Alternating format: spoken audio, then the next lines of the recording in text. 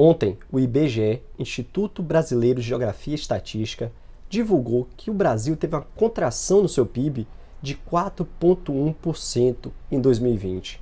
E aí eu vi a oposição criticando o governo, que é natural, porque um resultado negativo sempre vai ser passível de crítica, e vi governistas comemorando, falando que em que pese ter essa redução, essa contração, sim, foi positivo porque se esperava um cenário pior.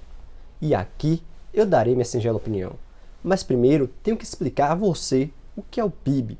PIB nada mais é que Produto Interno Bruto, ou seja, toda a riqueza produzida dentro do país. Vamos lembrar também que em 2020 foi um ano da pandemia, da quarentena, das restrições, do lockdown. Então sim, tivemos pessoas desempregadas porque o fechamento do mercado, menos produtos circulando no mercado, menos demanda, menos consumo. Isso tudo influencia diretamente no PIB. Por quê? Se não há o consumo no final da cadeia consumerista, não vai haver demanda, não vai haver produção. É natural. A indústria não produz se o comerciante não pedir. E o comerciante não vai pedir se o consumidor não está consumindo. Com menos gente ganhando dinheiro por causa do desemprego, menos consumo terá.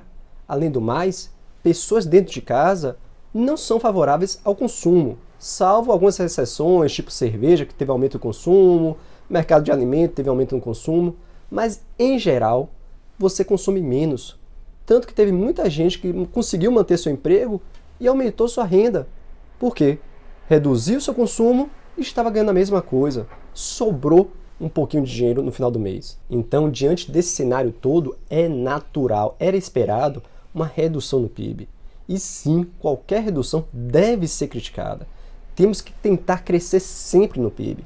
A série histórica do IBGE, de mais de 25 anos, essa foi a pior crise no PIB.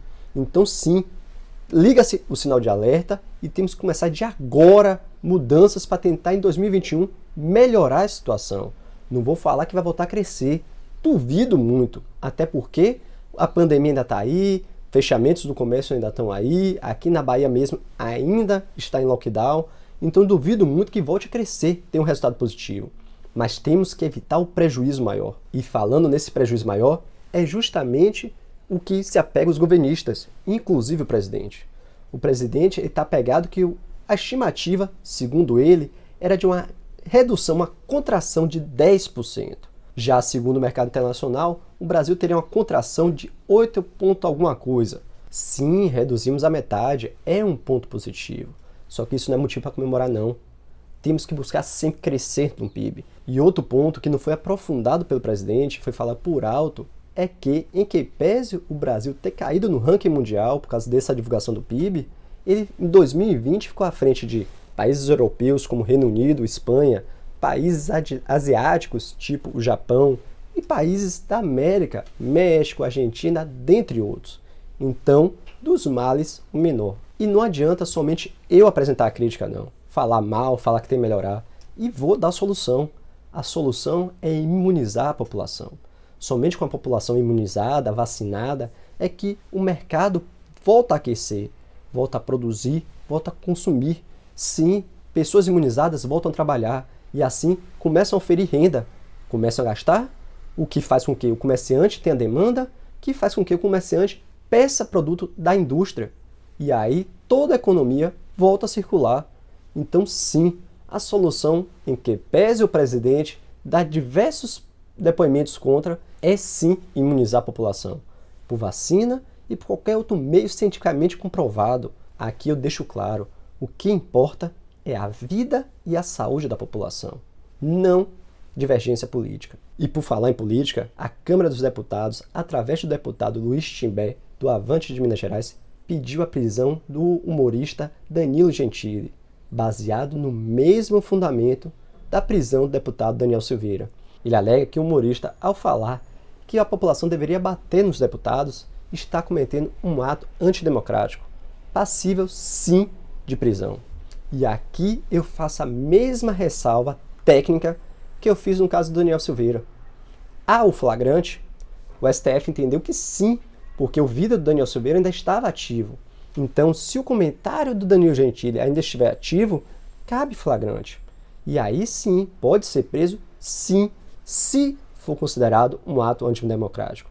Mas na minha singela opinião, assim como eu falei no caso do Daniel Silveira, falei que ele mencionou o AI-5, mas não incentivou diretamente um ataque contra as instituições, em que pese ele ter se exaltado, ter cometido crime sim e deve responder por isso, inclusive perdendo seu mandato na Câmara, que eu defendo isso.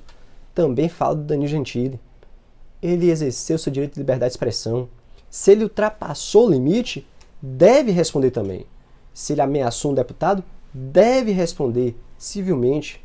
Agora, prender por causa de um comentário que a pessoa faz, por causa da liberdade de expressão, sim, não houve um ataque direto, não houve a propagação de espancamento direto a deputados. Todo mundo sabe que aquele comentário do Danilo Gentili é sim uma revolta por causa da PEC da impunidade, que eu já falei aqui. Inclusive, eu também fui contra, eu também critiquei. Somente não fui tão além quanto o Danilo Gentili, mas critiquei também. E todo mundo que tem a noção de interpretação de texto sabe que aquilo é uma crítica. Deve responder pelo excesso? Deve. Até porque o artigo 187 do Código Civil preconiza como ato ilícito o abuso do direito. Então, houve o abuso da liberdade de expressão, tem que responder. Agora, a prisão é sim querer fazer uma censura prévia, cessear o direito à liberdade de expressão. Mas agora o Danilo fica na mão da justiça, já que a denúncia já foi feita. Justiça essa que eu vou descer um pouquinho, sair do STF para o STJ, que inocentou a desembargadora que fez diversas acusações a Marielle Franco. A desembargadora Marília Castro Neves, do Tribunal de Justiça do Rio de Janeiro, em 2018, começou a fazer diversas acusações a Marielle. Em geral, dando a ideia que ela se envolvia com tráfico e por isso morreu. E aí, em 2019, foi oferecida a denúncia contra a desembargadora lá no STJ e o STJ acatou a denúncia. Correu o processo foi instaurado e agora o STJ absolveu, falando que como a desembargadora se retratou, seja nas redes sociais, seja por diversos meios de comunicação, não teria mais o crime. Balela! Isso é pizza, é querer o judiciário se defender. Não, se fosse qualquer outra pessoa comum, se fosse um youtuber ou qualquer pessoa do povão, imputando um crime a algum desembargador, algum ministro, seria punido, seja na esfera penal ou na esfera civil. Tenho certeza disso. Agora, como é um desembargador, é alguém do judiciário, o próprio judiciário vem se envolvendo para se defender.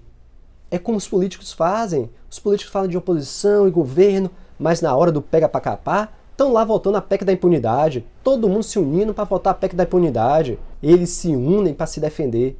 E o Poder Judiciário não é diferente não. Tem que ser reformada essa decisão, espero que seja recorrida, tem que reformar, cabe ainda recurso, espero que a desembargadora seja punida. Porque do mesmo caso que eu falo do Gentili, do abuso de direito, a desembargadora também cometeu abuso de direito.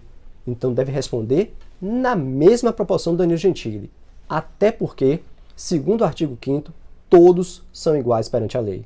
Mas essa é só minha singela opinião. Para mais vídeos, se inscreve no canal. Aqui é vídeo todo dia. Se você gostou, deixe seu like, compartilhe esse vídeo, por favor. Ajude o nosso canal a crescer.